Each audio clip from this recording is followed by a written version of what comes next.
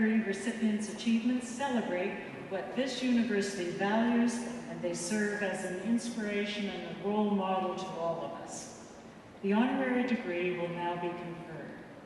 I am pleased to welcome Dr. Ron Makari to present the honorary degree candidate, Dr. John Maeda. Dr. Makari is a professor in interaction design in the School of Interactive Arts and Technology, and he is also director of the Interaction Design Research Center at SFU. Dr. Makari.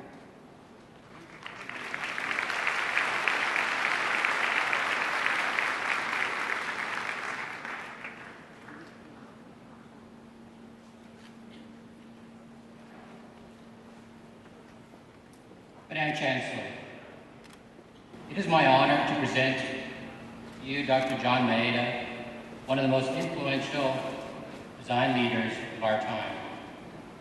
A graphic designer, computer scientist, academic, and author, Dr. Maeda is well known for his innovations at the intersection of design, computing, art, and education. He developed the Design by Numbers program that taught designers and artists how to program computers, laying the groundwork for a change from utilitarian artistic web design. As president of the Rhode Island School of Design, he led the STEAM initiative to add the letter A to the subject of art to the STEM acronym, representing the national strategic focus on courses in science, technology, engineering, and math. This initiative exercised his belief that in the 21st century, art and design are transformational forces, changing our world just as science and technology did in the last century. Dr. Maeda was a professor at the Massachusetts Institute of Technology, or MIT, for 12 years, an associate director of research for the MIT Media Lab. An exceptional educator, researcher, and practitioner, he has shown generations of students and designers how art, design, science, and technology together form the interdisciplinary foundation upon which today's creative and productive thinking is built. As a leading design theorist, he is a prolific blogger and has authored several books, including The Laws of Simplicity, Creative Code, and Redesigning Leadership. His appointment last year as the first design partner at Kleiner Perkins Caulfield & Byers, the venture capital firm that backed ventures such as Google, Netscape, and Electronic Arts, is further evidence of his thought leadership and influence. As design partner, he is tasked with helping companies integrate design DNA directly into their corporate culture, demonstrating the extent to which design has indeed become a transformative force. Dr. Maeda exemplifies Simon Fraser University's core values through his demonstrated excellence in education, research, and community engagement. Madam Chancellor, on behalf of the Senate of the University, I ask you now to confer upon John Maeda the degree of Doctor of Fine Arts, honoris causa.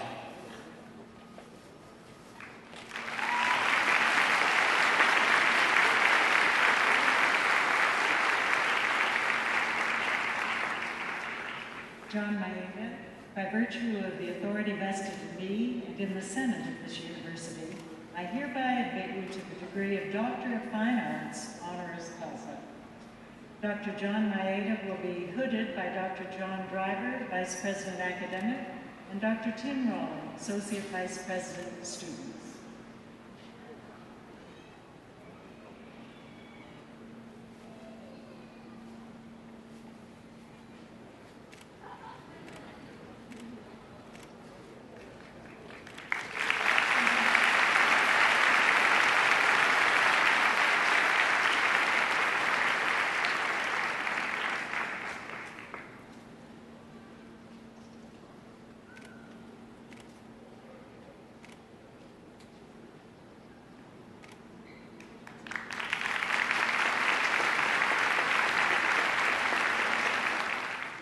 It is my great pleasure now to call on Dr. John Maeda for his convocation address. Dr. Maeda.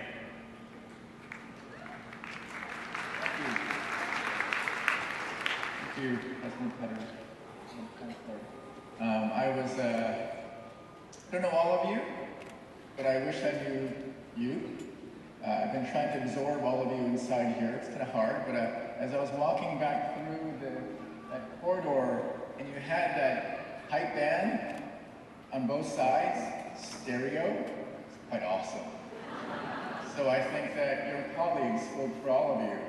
And why I thought it was so important is because as I was listening to Madam Chancellor's remarks, I took away her comment, and it was about to seek the opportunity to become a leader. Now, when I was a student, I had no idea what that phrase meant. I was like, oh, what's happening after commencement? I'm not sure, but I have to meet that person, and what did that person say? But I want to pause for a second on that question of the opportunity to become a leader.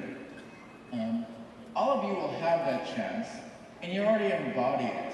I just can't imagine the moment when you told your parents that you had this envelope, that you got into SFU, and there was a moment where you said, I'm going to do that. People say it's hard, but I'm going to do it. And at that moment, you all became leaders.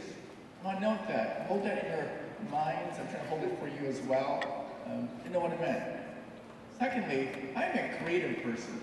Therefore, as a creative person, I cannot think linearly. You know what I mean? There we go. Whoa, over here, the squirrel run by, and what was that over there? In a sense, because you're trying to find the tune, the rhythm of the world. And so I'm trying to find it in the last, actually 20 minutes. And I think I found part of it. Found it, first of all, last night. Ivana Filipovic, thank you for nominating me for this esteemed honor. So thank you for that. And secondly, Professor Wakari, who was so kind to really kind of like take me around. You know, it was like driving Miss Daisy or Miss Daisy. They're so kind to show me the town and help me understand the faculty and the mission you have here.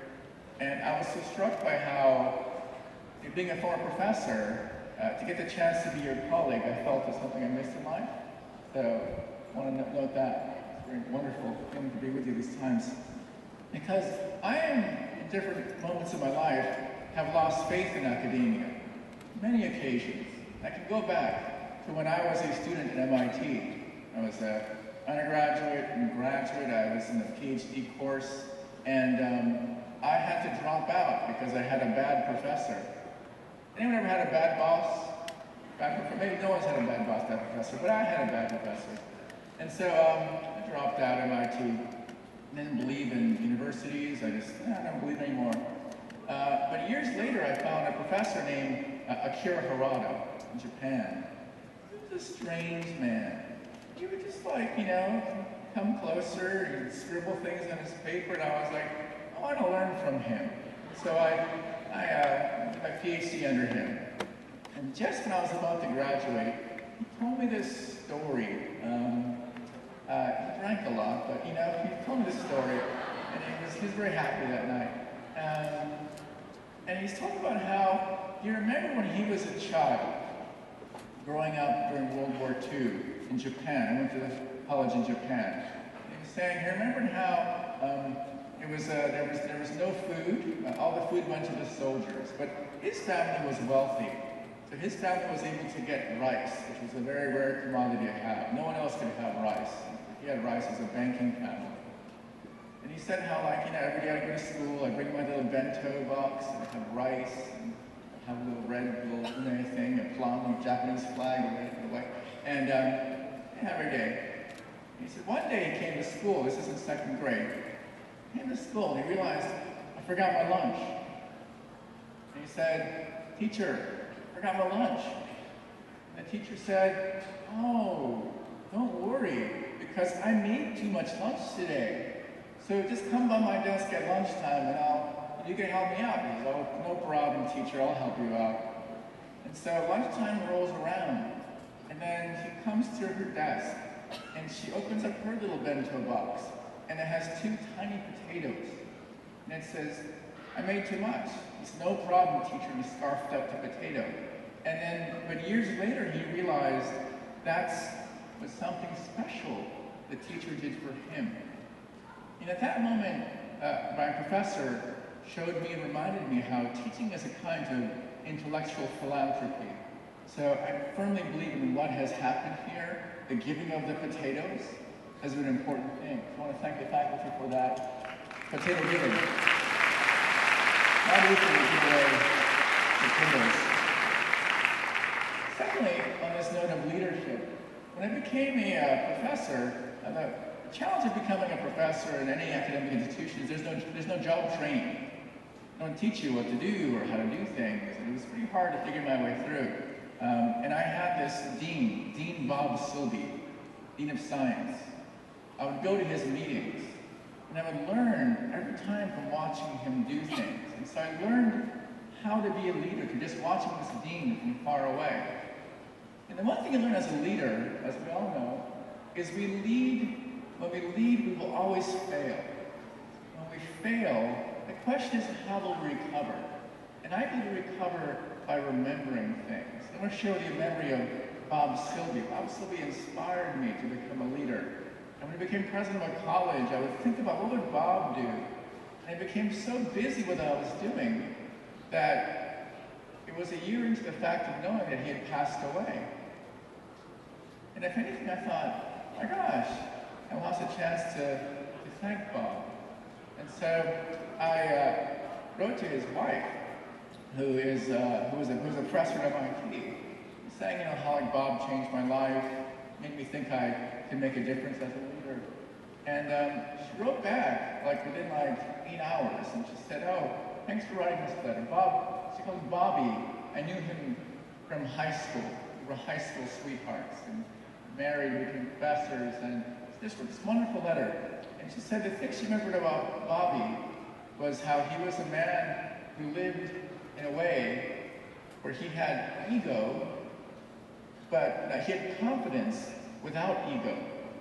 And I think about that a lot.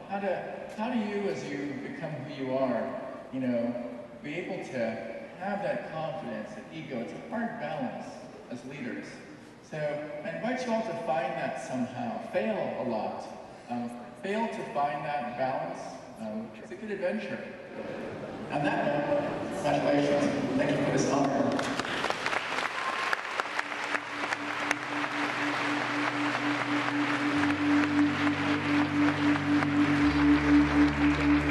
Thank you.